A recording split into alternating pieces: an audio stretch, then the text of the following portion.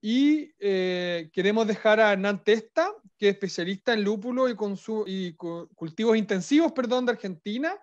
Él representa a Lúpulos Andinos y como obviamente tiene muchas cosas que hacer porque es un hombre muy ocupado y está recién en plena cosecha de lúpulo por lo que vi en redes sociales, así que le queremos dar la palabra y que para que pueda presentar también a Hernán. Y una vez más, como agencia de sustentabilidad, le agradecemos a Cervecería Kunzmann por haber presentado y por haber recogido esta invitación que realizamos nosotros como agencia, que les realizó Cobe Proval y la Unión de Cerveceros Los Ríos para poder presentar en este día. Así que muchas gracias y Hernán, te dejo a continuación para que puedas compartir tu presentación y después responder las preguntas. A ver. Bueno, ahí estamos bien. Perfecto. Bueno, muchas gracias. Creo que todos estamos ocupados, no, no me creo más ocupado que el resto, pero es cierto que estamos atravesando la última semana de cosecha de lúpulo 2021 y eso nos tiene bastante tensionados, pero ya se acaba, ya se acaba. Bueno, primero que nada, agradezco enormemente la invitación, es un honor que me hayan invitado y estoy súper admirado de las presentaciones que he tenido el gusto de disfrutar. Primero que nada, quiero aclarar que no soy ni director de sustentabilidad ni nada por el estilo, soy simplemente el ingeniero agrónomo, así que mi presentación va a estar a la altura de lo que somos y no mucho más que eso. Voy a tratar de hacer algo un poco diferente a lo que vengo escuchando, seguramente mucho menos técnico desde el punto de vista ambiental y muy enfocado en lo que sabemos hacer, que es lúpulo, y bueno, y allá vamos. Vamos a hacerlo lo mejor que se pueda. Y por último, también digo que la presentación va a ser simplemente unas pinceladas por el mundo del lúpulo. Además, el título es súper ambicioso porque habla desde el campo hasta el dry hopping y claramente voy a mencionar simplemente unos poquitos temas del campo y algún que otro tema del dry hop, como para pasear un poco por el mundo del lúpulo sin que esto sea una presentación exhaustiva por el camino del lúpulo desde el principio hasta el fin, porque de hecho no lo va a ser. Así que bueno, pertenezco a una empresa familiar que se llama Lúpulos Andinos, y el otro logo del Congreso de Lúpulo es porque es un evento muy lindo, técnico que hacemos, que siempre tenemos el gusto de recibir muchísima gente del otro lado de la montaña que nos visita, y eso nos llena de alegría y nos llena de amigos, y eso también me pone muy feliz, en este caso, de haber sido invitado por ustedes. Hay muchos de los que están conectados que los considero buenos amigos y gente que aprecio mucho.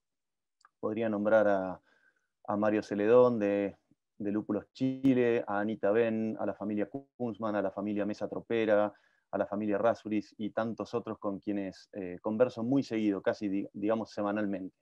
Así que bueno, arranco sin más vueltas, cuento un poquito dónde está nuestro lúpulo, como para que se ubiquen. Desde aquí les estoy transmitiendo, desde el Bolsón, en donde podríamos decir que es el punto más productivo de lúpulo de Latinoamérica, no porque sean muchas las hectáreas en valor absoluto, pero bueno, es donde más hay. Luego, en el Alto Valle del Río Negro, está la empresa Quilmes, con una producción propia. De hecho, es allí donde nació el lúpulo en Argentina. Y después tenemos algunas producciones menores que están iniciando, que en total suman 6 hectáreas, pero nada de eso está en producción comercial. Yo diría que muchas de esas zonas están más atrasadas que algunos proyectos muy lindos que vengo siguiendo en vuestro país y de los cuales me alegro enormemente cada vez que me mandan fotos y cada vez que veo los experimentos adaptativos con bastante buen augurio. Y me alegro un montón por eso. Sé que en poquito tiempo Chile va a ser un país productor de lúpulo, no tengo ninguna duda de eso. Les cuento un poquito cómo están distribuidas las variedades acá. Principalmente somos un país Cascade, así como somos un país Malbec. Somos principalmente productores de esta variedad aromática, doble propósito, etc. En segundo lugar, Nugget, no porque haya una atracción por parte del sector craft, sino porque desde el año 2000 en adelante la empresa Quilmes, que era el primer comprador de lúpulo, nos insistía en que pusiéramos Nugget. Y luego hay algunas variedades locales, entre las cuales se destacan Mapuche, Traful y Nahuel, que son desarrollo argentino, llevado adelante por la empresa Quilmes desde fines de la década del del 80 hasta hoy, porque la verdad que de aquella selección o de aquellos cruzamientos todavía hoy se siguen seleccionando variedades. De hecho, Nahuel se registró en 2018. Son todas hermanas enteras. Para los que no están muy en tema, el lúpulo es una planta dioica, es decir, hay individuos macho y hay individuos hembra, igual que el ciprés de la cordillera y tantos otros especies vegetales, y las que cultivamos son todas las plantas femeninas. Así que en este caso son variedades hijas de Cascade y hijas de un macho alemán no muy moderno. Después Victoria es una variedad que queremos mucho y los cerveceros artesanales también, y lentamente vamos ampliando la superficie de esta variedad desarrolladoria austral. En relación a la zona desde las cuales les estoy hablando, acá voy a intentar mencionar algunas cosas que me fui anotando de todo lo que hablaron. Lo primero que anoté es cuando habló el intendente César Asenco, que mencionó el tema sello turístico. Y nosotros tenemos muy claro que al final nuestra zona tiene como principal actividad económica y principal futuro, por el paisaje que nos rodea, por supuesto que es mucho más lindo del otro lado de esta montaña, ¿no? Que vendría a ser donde están ustedes. Pero nosotros también aquí tenemos mucho turismo y sabemos que somos una actividad económica secundaria. Eso quiere decir, tenemos que cuidar muchísimo el entorno, porque tal como dijo Juan José, que me encantó el eslogan de nuestro entorno, da la principal fuente de ingresos, y lo anoté porque yo soy consciente de que en esta zona en realidad no es el lúpulo, sino el entorno y por ende toda la actividad turística que se desarrolla alrededor de eso es la principal fuente de ingresos. Vivimos realmente en un lugar paradisíaco y sabemos que lo tenemos que cuidar muchísimo. Uno de los temas que seleccioné como para dar estas pinceladas por el mundo del lúpulo es que si vamos a hablar de sostenibilidad, en el mundo agronómico del lúpulo tendríamos que partir de muy buen material vegetal, porque a partir de eso y a partir de plantas sanas, entonces vamos a disminuir enormemente el uso de fitosanitarios. Y al respecto de esto voy a dar una estadística muy cortita. Tanto en Alemania como en Argentina, había muchos planteos de manejo productivos que dependían de 8, 9 o 10 aplicaciones foliares, ya que el lúpulo recibe un montón de los productos por la hoja. Es una enredadera que crece en altura, que tiene un área foliar realmente destacable y por ende muchos productos los recibe por vía foliar. Y por más que apliquemos en días muy calmos, con menos de 10 km/h de viento, no es algo que nos guste ni nos enorgullezca demasiado hacer las aplicaciones foliares. Entonces, hoy estamos copiando a los alemanes en esto de haber reducido las aplicaciones de un número de 8 o 10 a 4 o 5. Pero para eso es muy importante la selección del material vegetal, sobre todo por un tema de sanidad. Material más sano se traduce en menos aplicaciones. Es bastante consecuente una cosa con la otra. Así que tenemos laboratorios locales con los cuales trabajamos codo a codo para seleccionar material libre de virus, y eso nos permite, además de tener la suerte de tener bastante total ausencia de áfidos y otros vectores de virus, realmente, y además de este lado de la montaña es bastante más fácil producir. Lo digo en serio porque comparto muchísimo material fotográfico con muchos de ustedes que están produciendo lúpulo a escala muy pequeña o no tan pequeña, y me doy cuenta que de este lado es más fácil, porque obviamente la precipitación es mayor del otro lado. Entonces la realidad es que acá producimos en estación bastante seca, si bien ambos dependemos del anticiclón del Pacífico, que por los meses de alta estación de crecimiento, noviembre, diciembre, enero, se encuentra en latitudes antárticas y por ende las masas que soplan para acá son mucho menos provistas de humedad. Igual de este lado es más fácil. Y por ende la incidencia fúngica y bacteriana realmente observo que se transforma en algo mucho más simple y mucho más controlable. Pero no tengo dudas de que la buena aplicación de protocolos y las prácticas de manejo con muchísimo conocimiento que llevan adelante ustedes en tantas producciones de berries, hortícolas, etcétera, las van a saber adaptar y traducir al lúpulo a los fines de lograr un manejo absolutamente sustentable y muy amigable con el ambiente, a pesar de tener mayor precipitación y mayor dificultad por exceso de humedad. Pasemos directamente a hablar un poquito más de suelos, de todo esto que es bastante básico que estoy mostrando. algo que también se destaca en los suelos que tienen allí en Chile, ya sea en la región de los ríos o de los lagos, y también de este lado, es el alto contenido de materia orgánica. Y esto tiene que ver, primero, con la suerte que tenemos de tener valles con muchísimo desarrollo de humus, desde que se fue la última glaciación, hace unos 14.000 o 13.000 años, y también por las bajas temperaturas, que hacen que la mineralización sea bastante moderada, y por ende eso nos permite tener valores elevadísimos de materia orgánica, sumado al origen volcánico de los suelos, que nos da valores muy por encima del 6%, nada parecido a lo que se encuentra en la región pampeana, de la cual tengo bastante conocimiento, porque soy egresado de la Universidad de Buenos Aires, y sin embargo los mejores valores de materia orgánica de la región pampeana argentina están muy por debajo de los valores que observo en los suelos de ustedes, en las regiones estas más sureñas, y también en la región norpatagónica de este lado. Así que voy a hacer un poquito de hincapié sobre la fracción materia orgánica, que así como Angélica nos hablaba en México de cuestiones de captura de dióxido de carbono por los bosques, podríamos hablar también de captura de dióxido de carbono por lo que ocurre en el subsuelo. Y es de lo que estoy hablando en este momento. Aquí tenemos algunos monitoreos de materia orgánica, y lo que quiero mostrar es que no estamos haciendo las cosas demasiado bien, ya que en la mayoría de las parcelas que venimos monitoreando, en casi una década han habido descensos de materia orgánica que se observan en el gráfico, cercanos al 10%, y eso nos lleva a entender que ese laboreo en monocultivo, porque el lúpulo al final es como un monte frutal, es un monocultivo, nos guste o no, entonces tenemos que tener prácticas, ya que vamos a seguir laboreando el entresurco. Les cuento que más o menos un distanciamiento entre surcos típico en el cultivo de lúpulo es de 3 metros, con lo cual un tractor puede pasar perfectamente con una rastra de disco por el medio, y esa pasada de rastra de disco nos permite eliminar malezas, nos permite incorporar abonos y nos permite fomentar la mineralización de materia orgánica por incorporación y por dejar el entresurco de color negro, lo cual nos permite aumentar la radiación y por ende la captura de calor, y todo eso está muy bien, pero en el tiempo y analizado y bien medido no parece estar tan bien. Entonces, conscientes de esto, en los últimos años estamos gastando bastante más en el tutor, que es el hilo, que uno podría pensar, bueno, pero al final es un insumo tan pequeñito, pero ¿por qué hace hincapié en el hilo?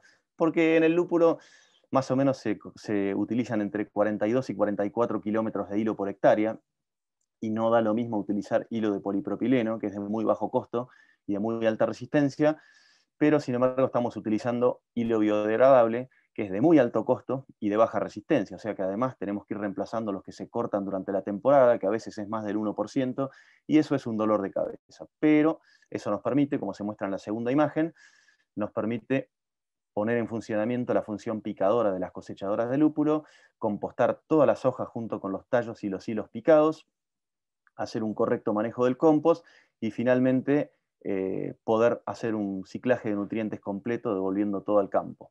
Me quedé con un dato que mencionó Elías en la última charla, que mencionó que que Cervecería Kunzman generaba alrededor de 650 toneladas de residuo por mes. La verdad que todos los números de Cervecería Kunzman me parecen enormes, y este es el único número en el cual más o menos me sentí cerca, porque 650 toneladas de residuo por mes sería algo así parecido a 7.800 toneladas por año, y nosotros tenemos unas 2.000 toneladas por año de este residuo. Así que en ese punto estamos casi a un cuarto de los valores absolutos mencionados en la charla. Lo digo simplemente a los fines comparativos, entonces me parece bastante bien compostarlo y poder devolverlo al campo. Es todo un manejo interesante y tedioso, pero nos enorgullece poder hacerlo. Otra práctica agronómica para aumentar el contenido de materia orgánica del suelo, ya que vamos a trabajar tanto el entresurco, sobre todo ahora, a partir del mes de abril, empezamos a laborear, a abonar y a incorporar. Bueno, pero también una práctica interesante es la siembra de un abono verde. No estoy mencionando ninguna práctica innovadora, es bastante básico lo que estoy diciendo, pero nosotros mismos nos damos cuenta que hacer cosas básicas en los años continuados versus no hacerlas marca la diferencia. Lo que vemos aquí en la foto esta más verde, es que obviamente al abono verde le va mucho mejor en las proximidades del surco, en donde hay una enorme cantidad de fertilidad. Y acá voy a mencionar, sin que me lo pregunten, que nosotros no somos productores orgánicos, el mercado no nos está pidiendo lúpulo orgánico, pero sí tratamos de ser bastante agroecológicos. Y eso quiere decir, por ejemplo, hay un montón de abonos que los hacemos orgánicos, porque por costo y por filosofía nos convienen y nos gustan, y obviamente hay un montón de abonos, por ejemplo el abono nitrogenado, que no lo hacemos orgánico porque la producción sintética de nitrógeno a través de la urea es realmente muy económica, muy efectiva, y acompañada por un riego por goteo nos aumenta enormemente la eficiencia de aplicación, y eso obviamente nos deja fuera de un planteo orgánico, pero me parece muy bien comunicarlo y decirlo. Si algún día el mercado nos pidiera lúpulo orgánico, debo decir que no estamos seguros de cómo hacerlo, pero estamos mucho más cerca que si fuéramos muy alejados de un planteo agroecológico. Así que lentamente vamos concientizándonos, yo diría, a un porcentaje bastante bajo, al lado de las maravillas que escuché en las charlas anteriores. Y acá se ve el resultado de una parcela con el entresurco absolutamente laboreado, y una parcela en donde se respeta el abono verde durante toda la temporada. ¿En qué consiste la práctica? Bueno, cuando el abono verde, que puede ser centeno, avena, triticale, trigo, cebada, cuando quieren cañar, se corta la espiga en formación, y eso más o menos se realiza 3 veces: diciembre, enero y marzo, pre-cosecha, o diciembre, enero, febrero, y ahora sí, al término de la cosecha, vamos a proceder a clavar el arado de reja o una rastra de disco pesada e incorporar todo. Voy a hacer hincapié en un nutriente más y ya me salgo de esta parte de fertilidad de suelos. Algo que también nos pasa, porque no todos los valores van en descenso, es que venimos sobrefertilizando. Tenemos un pequeño problema de conexión con Hernán. Y se nos cayó la conexión de Hernán Testa y ahora lo tenemos de vuelta, Hernán. Así que te agradezco tu reconexión, por decirlo de alguna manera. Y de todas maneras, Alfredo tocó harto de los temas que tú ya venías hablando, el tema de la agricultura y del lúpulo. Se centró más bien en la cebada. Así que, Hernán, le vuelvo a agradecer a Alfredo por la presentación, a la Universidad Austral de Chile y a la Facultad de Agronomía por haber estado presentes hoy día y por haber colaborado desde los inicios de este congreso y en el proyecto de FNR que formulamos y que presentamos también en el gobierno regional. Así que también extenderle un saludo a Anita Ben, que ha sido parte responsable de este proceso también. Hernán, te doy la batuta a ti a continuación para que puedas terminar tu presentación que quedó Bien, cortada. muchas gracias. Qué raro, un argentino causando desorden, que para variar. No sé qué pasó con la conexión. Pero bueno, acá vamos. Creo que me había quedado en esta, ¿verdad? Sí, en esa. Bueno, es un planteo con el abono verde versus el planteo sin el abono verde. Aquí, a diferencia de algunas de las cosas muy interesantes que se mencionaron en la presentación anterior, obviamente que hay momentos del año en donde necesitamos labrar para, para poder acceder a la cepa, proceder a la poda, etc. Así que nuestros abonos verdes, por lo menos lo que estamos haciendo hasta ahora, no son perennes, son anuales, como por ejemplo avena, trigo, cebada y eventualmente una vicia, que tendría un tiempo de establecimiento un poco más largo.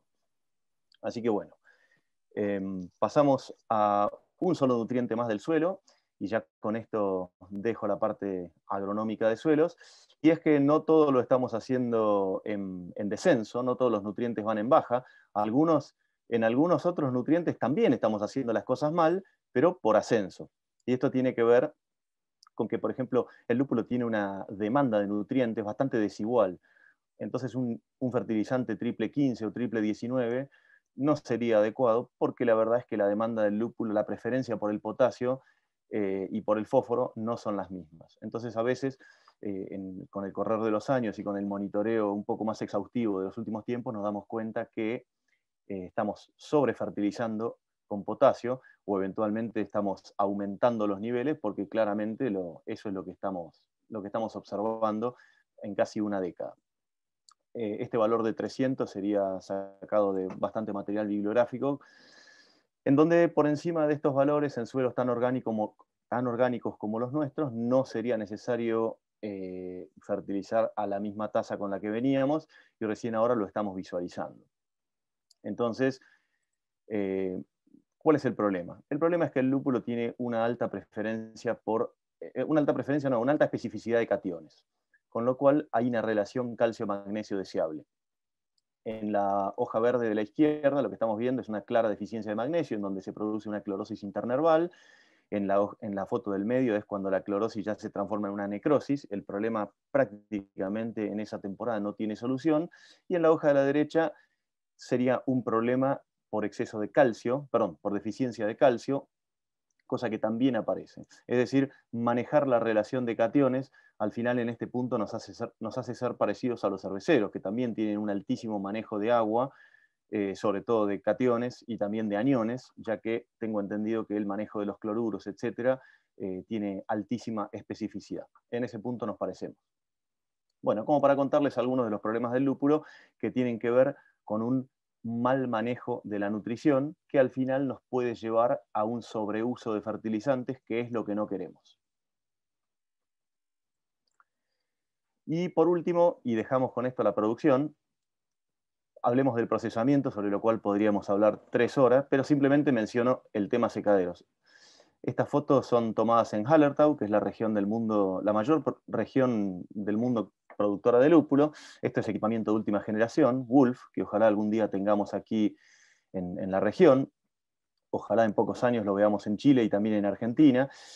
Esta última foto lo que está mostrando es un climatizador de aire que no necesariamente apunta a descender la temperatura del mismo, sino también a generar la mezcla perfecta de humedad para disminuir los tiempos del lúpulo de exposición a corrientes de aire, lo cual conlleva todo gasto energético, disminuirlo a 12 o 14 horas y no a 20, y lograr ese valor exacto que queremos de 10,5% de humedad en el producto final. Tengamos en cuenta que el lúpulo es cosechado en el campo con 22, 24, 26% de materia seca según la variedad, y tenemos que llevarlo a 89,5% de materia seca, es decir, 10,5% de humedad, y para eso la tecnología termina siendo un aspecto clave. Algo sobre esto hablaron, a ver, estoy revisando mis notas, Romina y Elías hablaron mucho sobre innovación, y el mundo del lúpulo, al igual que la cerveza, también requiere de mucha innovación para ser más amigable con el ambiente. Bueno, ¿qué buscamos finalmente con todo esto? Obviamente queremos más kilos por hectárea, obviamente queremos más resina, pero si entramos en un mundo craft muy amigo de los estilos lupulados, queremos más aceite esencial porque queremos más aroma. Y sobre esto voy a hablar 3 minutos más y con eso termino, porque ya llevamos 5 presentaciones y debemos estar todos ya bastante cansados de la pantalla. Entonces, pasemos un segundito al Brewhouse, no se entusiasmen, no soy una autoridad para hablar demasiado sobre cerveza, entonces voy a mencionar 2 o 3 aspectos sobre eficiencia en el uso del lúpulo, que al final tienen que ver con otros temas que mencionaron muchísimo, que tienen que ver con la eficiencia del uso del agua. En este punto, tengo que decir que no sé si tengo una discrepancia con algo que dijo Romina o es simplemente que yo lo había entendido mal, porque Romina dijo, para nosotros el producto estrella es el agua, y obviamente que en volumen es así, pero eso se contrapone con lo que yo pensaba. Yo pensaba que el producto estrella era el lúpulo, pero bueno, me tengo que conformar con que capaz que no es así. En fin, cada uno defiende su producción. Hablando en serio, vamos a mencionar simplemente algún aspecto menor sobre el uso del lúpulo. Estas fotos las sacamos con Mario Celedón en un viaje de capacitación por Hallertau que incluyó una hermosa visita a Weihenstephan. Y vamos a decir que podemos hablar un montón sobre amargor, cantidad y calidad de amargor, pero la verdad es que el cervecero artesanal tiene bastante puesto su foco en aspectos de aroma, sin descuidar el amargor, pero lo que uno observa es que en la relación lupulero-cervecero, al final la charla se deriva siempre al aspecto flavor.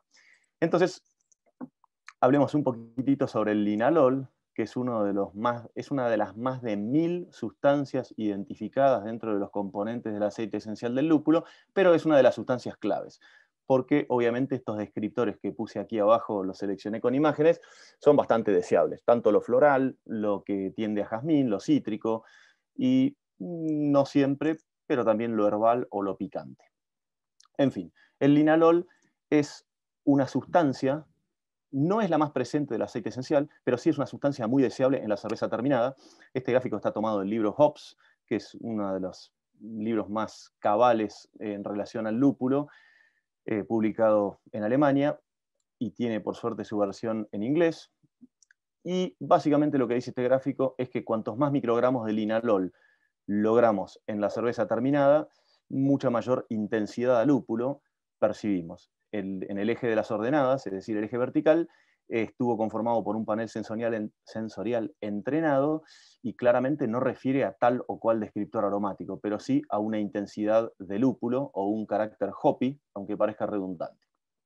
Entonces, lo que tiene que lograr el cervecero que quiere tener un estilo lupulado destacable, tiene que lograr alta presencia de linalol en su cerveza terminada, y eso lo puede hacer de varias maneras. Una es utilizar lúpulo indiscriminadamente, y eso puede llevar a una alta intensidad de lúpulo, pero también puede disminuir enormemente la tomabilidad de la cerveza, y seguramente va a disminuir la eficiencia del uso del lúpulo.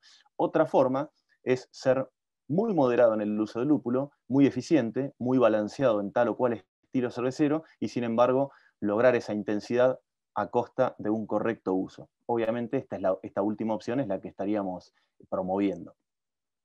¿Y por qué? Acá volvamos a hablar sobre el agua, que como bien dijo Romina, es absolutamente importante.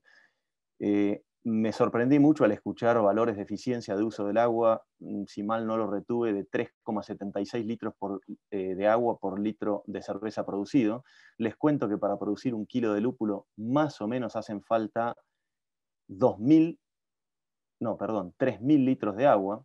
Suena horroroso el valor, pero bueno, la agricultura es así, y en este caso sería con un sistema de riego por goteo y con eficiencias de aplicación altísimas, porque si no el valor es mucho más desagradable. Pero más o menos una hectárea de lúpulo en toda la temporada requiere de 6 millones de litros de agua, y un buen rendimiento serían 2 toneladas de lúpulo. Entonces de ahí se deriva que para producir 1 kilo de lúpulo necesitamos 3.000 o 6.000 pintas de agua. Bueno, vamos a mencionar el último compuesto, que es el mirceno. Este sí es un terpeno principal en abundancia. La mayoría de las variedades de lúpulo, no necesariamente los lúpulos nobles, pero sí el resto de los lúpulos, cuando uno analiza el aceite esencial en un cromatógrafo gaseoso, ya sea que tenga asociado un espectrómetro de masa o no, pero siempre va a ser el mirceno uno de los terpenos principales. Y el mirceno hay que tenerlo muy en cuenta, porque es el protagonista en cantidad y porque puede llegar a dar un aspecto hoppy maravillosamente acorde a una IPA inglesa o a una German o a una Czech Pils, pero también puede ser excesivamente protagónico con estos descriptores no asociados necesariamente a lo floral, sino más bien a lo resinoso o al pino, un poco también al cítrico, pero en exceso no. Y entonces es muy importante tener en cuenta que es el protagonista, es muy importante tener en cuenta su grado de volatilidad, que es muy, muy alto, y basándonos en esa gran capacidad de ser volatilizado, hay que saber cómo introducirlo en la cerveza sin que protagonice y termine desplazando al linalol, que es el linalol y el geraniol son dos terpenos principales en las NEIPAs, por ejemplo, que a muchos nos encantan, que sabemos que llevan más de 20 gramos por litro, eventualmente más de 30, y obviamente para poder lograr una NEIPA, como es bien deseable para los que aman ese estilo bien, bien propio de Vermont, no deberíamos permitir que el mirceno protagonice todo. Y ahí surgen un montón de cuestiones que tienen que ver con la utilización de tal o cual variedad de lúpulo en whirlpool o en dry hop, ya sea en dry hop con alta actividad de levaduras y por ende alta generación de CO2, o en etapas ya más después del crushing, ya más ligados a la etapa fría. Y para resumir todo esto en un ejemplo, por ejemplo, tomemos un lúpulo al cual muchos queremos mucho, que es el Citra. Yo lo quiero mucho, aunque no lo puedo producir porque es una variedad privada. Entonces, cuando un cervecero necesita utilizarlo, lo va a tener que importar de los Estados Unidos de América. Y el Citra es un lúpulo maravilloso, tiene un altísimo contenido de mirceno y también tiene un altísimo contenido de linalol y geraniol. El problema es que si yo al Citra lo uso en forma excesiva en dry hop, es probable que ese mirceno, que no tiene posibilidad de volatilizarse, sobre todo si el dry hop fue realizado muy en frío, va a terminar protagonizando todo, y por más citra que yo le ponga, no voy a lograr ese cítrico que yo quería. Entonces esta imagen se va a transformar en esta imagen, y termino, son simplemente algunos tips, de ninguna manera trata de ser una clase cabal de utilización de lúpulo, pero hay ciertos lúpulos que son muy interesantes para ser utilizados con moderación y en whirlpool, porque al estar en una etapa caliente del proceso, ya sea un whirlpool con descenso de temperatura a 82 grados o lo que fuera, 82 grados es una temperatura suficiente para volatilizar una parte del mirceno. Obviamente también se va a volatilizar una parte del linalol, pero no tanto como la del mirceno. Entonces ciertas variedades, antiguas como el nugget o modernas como el citra, al ser aplicadas en whirlpool, nos van a dejar lo mejor de lo mejor si nos referimos a aspectos ligados a una American Pale Ale o algo por el estilo, en donde claramente queremos geraniol y linalol. Y termino con algunas cositas que también son imágenes que tomamos en Hallertau. Algo destacable que me impactó mucho es que todos los productores de Alemania, o casi todos, son socios de la cooperativa, porque la cooperativa les coloca un bin a la mañana, que luego se los retira, y uno a la tarde, y todo el residuo de cosecha va a fabricación de biogás, lo cual genera dividendos para la cooperativa, y entonces lo normal es que el productor de lúpulo alemán no encuentra motivos para dejar de ser socio de la cooperativa, aun cuando sus contratos de abastecimiento sean con la empresa Barjas o Hofsteiner. Otra cosa que, volviendo a lo cervecero, que me impactó, esta también fue una visita que hicimos con Mario Celedón, esto es Müller-Bra, en la localidad de Pfaffenhofen, uno de los municipios de Hallertau, y en esta cervecería algo que me impactó es que le compraban el agua caliente a la usina termoeléctrica que quedaba a 2 kilómetros, pero con un buen acueducto de acero inoxidable partían del proceso de elaboración con un agua que ya estaba a 75 grados de temperatura. Eficiencia de uso del agua y eficiencia de la energía. Bueno, corrí porque no quería seguir demorando y estoy muy agradecido por haber sido invitado a compartir este congreso virtual.